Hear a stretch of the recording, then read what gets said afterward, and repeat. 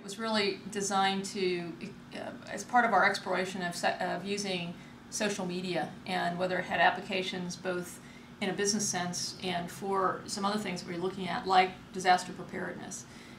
We were really exploring how to use things like Twitter or Facebook to post messages should we all have to evacuate at some point. And we found Second Life when we were exploring as an option for us to have a meeting space to be able to meet when we were virtually all over the Gulf South, whether we were assigned to other offices or whether we were in an internet cafe or whether we were at home.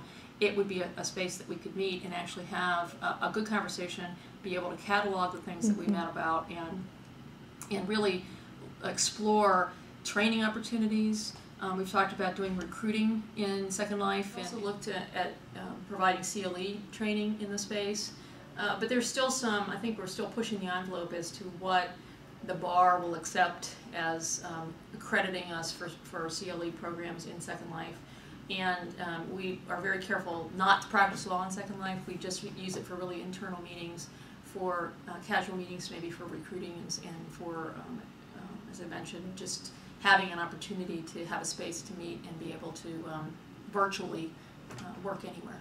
As I mentioned to you, we've set up some space in the Bio Office Park. So we've rented this office space.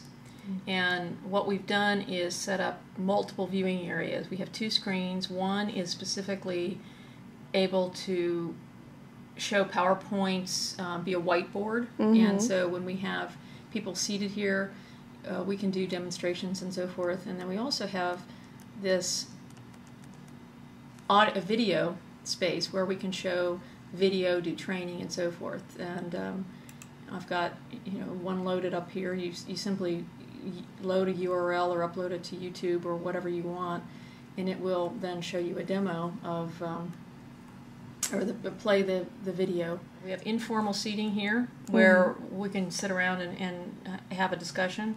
We've got a nice view of the water, and we have seating for someone's coming in to the space. So we have seating in front of both the whiteboard and the video board. If you see her going like this, it means she's speaking, and if you don't have your video or your audio on, that's just an indication that that person is speaking. So you have a little bit of a perspective of don't try to talk over that person. Oh, they're both typing badly.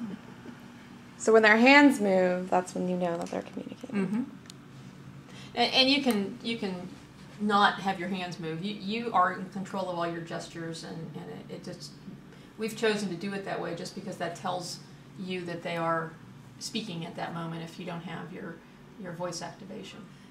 From a cost standpoint, we were talking the other day about how much more cost effective this might be to hold a seminar in Second Life. Everybody can, there would be no travel costs, there would be no real expense in printing materials or so forth, but you could still post all those things. You can show your PowerPoints, you can do your presentations and speak into a microphone. We've actually used it to test run, and it's amazing. So, some people are very uncomfortable speaking in public.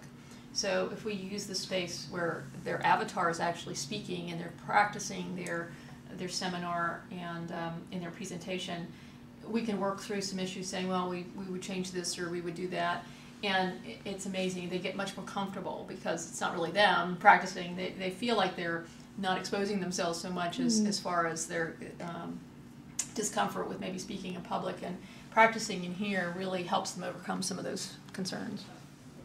Real, sometimes heated discussions about whether this is worth the time. And we did a lot of this work at home at night and worked offline because it did take quite a bit of time to get comfortable with the technology.